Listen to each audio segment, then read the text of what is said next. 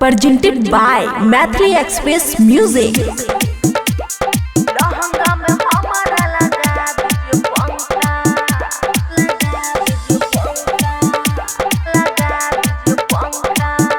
खुशी recording studio बलुआहा।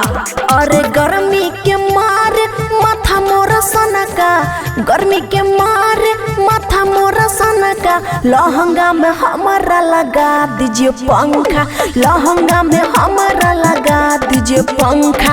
राजा हम हर के बात माना तनका, राजा हम हर के बात माना तनका, लहंगा में हमारा लगा दीजिए पंखा, लहंगा में हमारा लगा दीजिए पंखा, लहंगा में हमारा लगा दीजिए पंखा।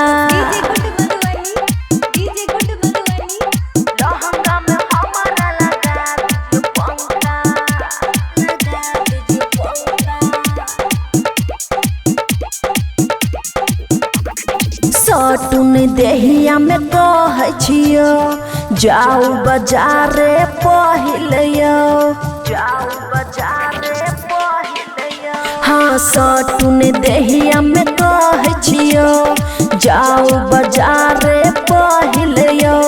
चुए छे पसीना चोली मोरा धर का, लहंगा में हमारा लगा दीजिए पंखा, लहंगा में हमारा लगा दीजिए पंखा, लहंगा में हमारा लगा दीजिए पंखा।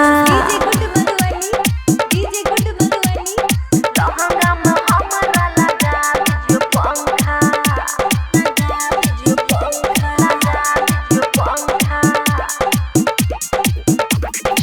पिया अमन बनू ने मक्खी चूसी, नाही तो रूस जत याद खुशी। यो सुनो ना, पिया अमन करू ने कंजूसी, नाही तो रूस जत याद खुशी। देवेंद्र दिमागी चैन भेले ननका, आबू यो बलम जी लगा दियो पंखा, लहंगा में हमारा लगा दियो पंखा, लहंगा में हमारा लगा दियो पंखा। खुशी रिकॉर्डिंग स्टूडियो बलुआहा।